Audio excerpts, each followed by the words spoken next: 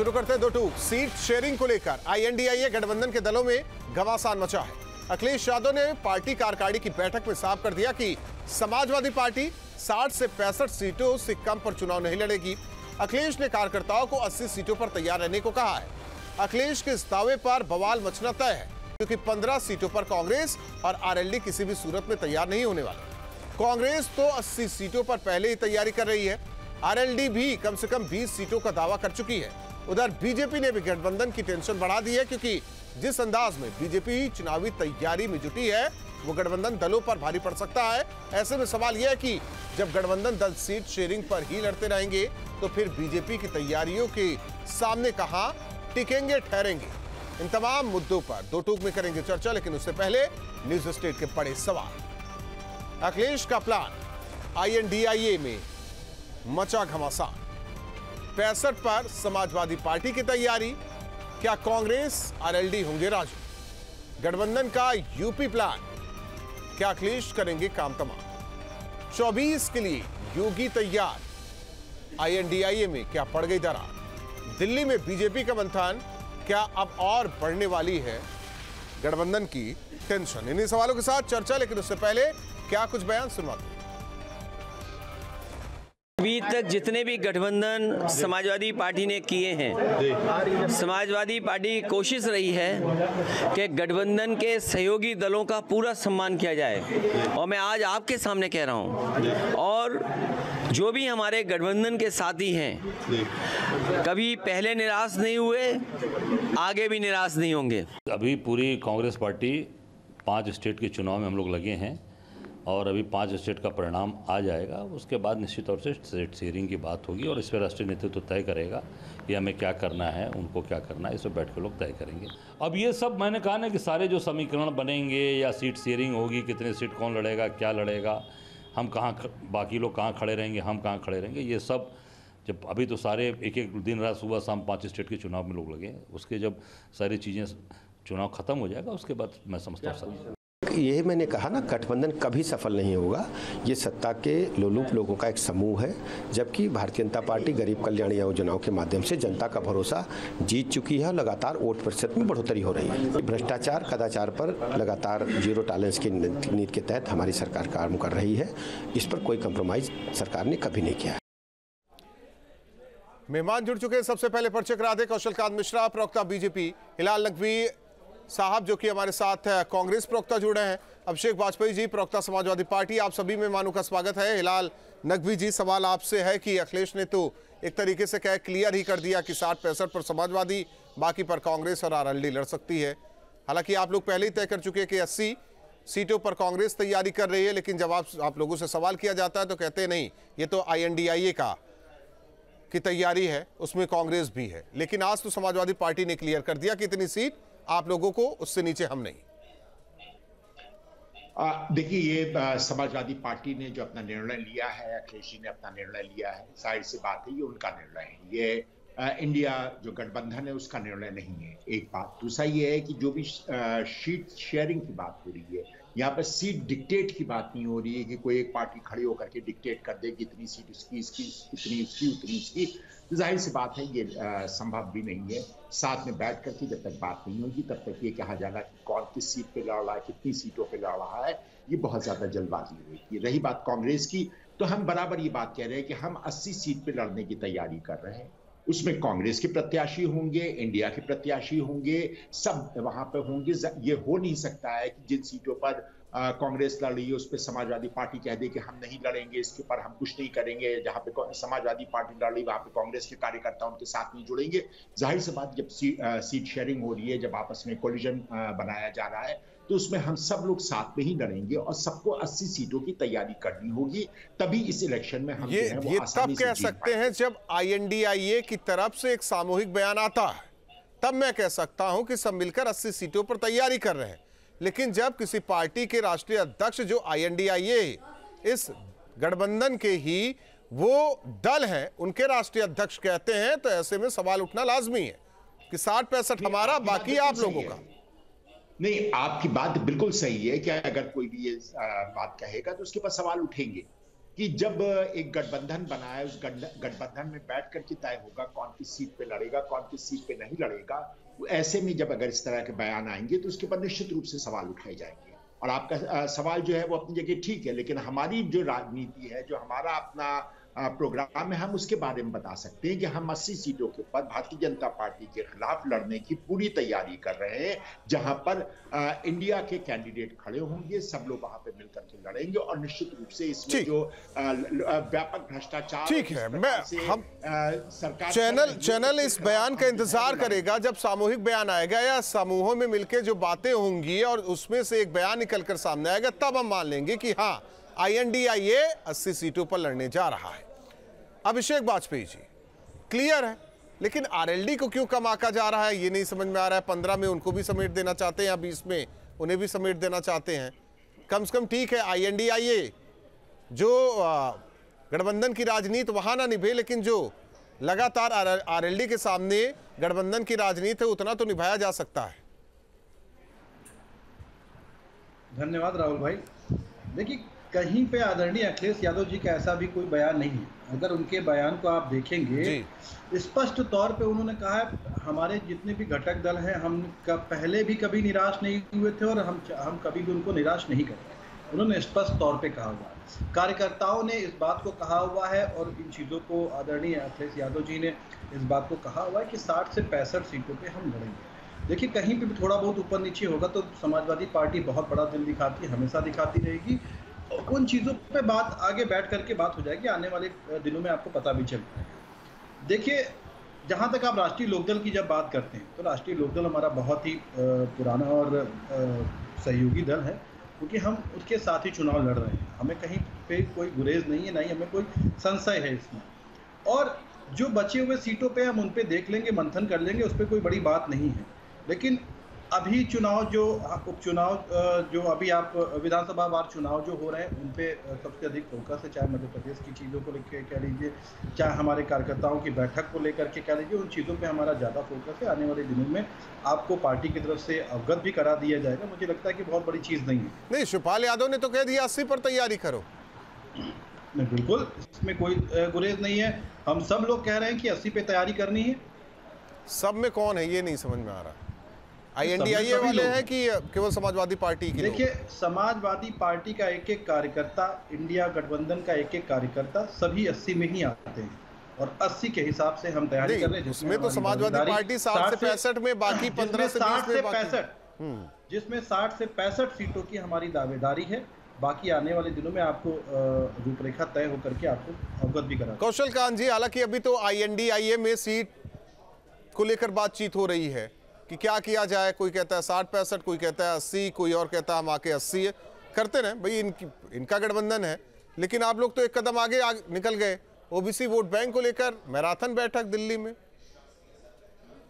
राहुल जी, इसको कहते हैं सत्ताए इश्क है, रोता है क्या, आगे आगे देखिए होता है क्या। तो अभी तो शुरुआत है। अभी आपस में अखिलेश वखिलेश कहते हैं, तो इंडी गठबंधन कितना बड़ा गठबंधन है। जो गठबंधन अपने कार्यकर्ताओं पे भरोसा नहीं कर पाया कि मुलायम सिंह जी के बाद अखिलेश जी, अखिलेश जी के बाद शिवपाल जी, डिम्पल जी, एक परिवार के बाहर जिसने अपने आप को भरोसा नहीं किया। और यही हाल जितने भी परिवारवादी पार्टियां हैं उन सभी का है कि जिन्होंने अपने परिवार से बाहर जाके भरोसा नहीं किया, वो गठबंधन कैसे करेंगे। ये गठबंधन अननेचुरल है। अगर कांग्रेस को देखिए, कांग्रेस वेस्ट बंगाल में ममता जी को विरोध कर रही है, इंडी गठबंधन में साथ में है। कांग्रेस और लेफ्ट नहीं, वो तो कहते हैं ये 24 की लड़ाई है, ये तो 24 की लड़ाई है। तो हम भी तो ये कह रहे हैं कि ये लड़ते रहे, ये 24 की नहीं है, सदा की लड़ाई है। 24 नहीं है, हमेशा की लड़ाई है। ये लड़ते रहेंगे और भारतीय जनता पार्टी मोदी जी के नेतृत्व में संविधान बचाने के लिए लड़ेंगे। अच्छा, मुझे ये बताइए राहुल जी, कांग्रेस के अपोजिशन के लीडर बोलते हैं वेस्ट बंगाल में कि ममता जी वहां संविधान को खत्म कर रही हैं।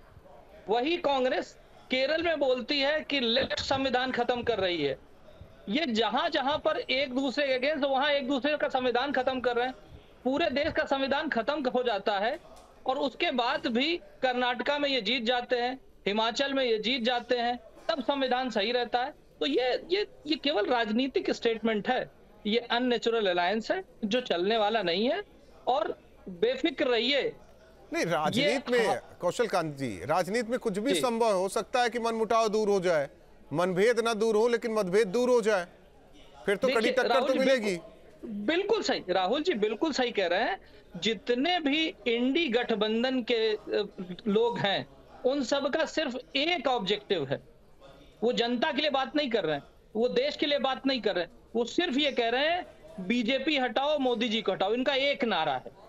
दूसरी तरफ माननीय मोदी जी के नेतृत्व में बीजेपी और एनडीए गठबंधन ये कह रहा है देश को विकासशील देश बनाना, विकसित देश से विकासशील देश बनाना, 5 ट्रिलियन की इकोनॉमी बनाना, भारत को विश्व गुरु बनाना, एक इंटरनेशनल पावर के फॉर्म में जिस तरह से भारत उभर रहा है और जिस तरह से स्वाभिमान भारत में रहे लोगों का बढ़ रहा है और विदेश में रहे लोगों का बढ़ रहा है। हिलाल नकवी जी, सामंजस्य क्यों नहीं बैठ पा रहा है? जो पिछले दिनों से लेकर आज तक बयानबाजी जो हो रही है, INDIA के जो दल हैं, सामंजस्य क्यों नहीं बैठ पा रहा है? क्योंकि जनता में एक संदेश आ रहा है कि ये तो सहमत ही नहीं है। राहुल जी, हमको बड़ा अजीब लगता है जब भारतीय जनता पार्टी किसी गठबंधन पे बोलती है, कहते हैं आपस में जो है वो इनमें मेल नहीं है, एक दूसरे के विरोधी हैं।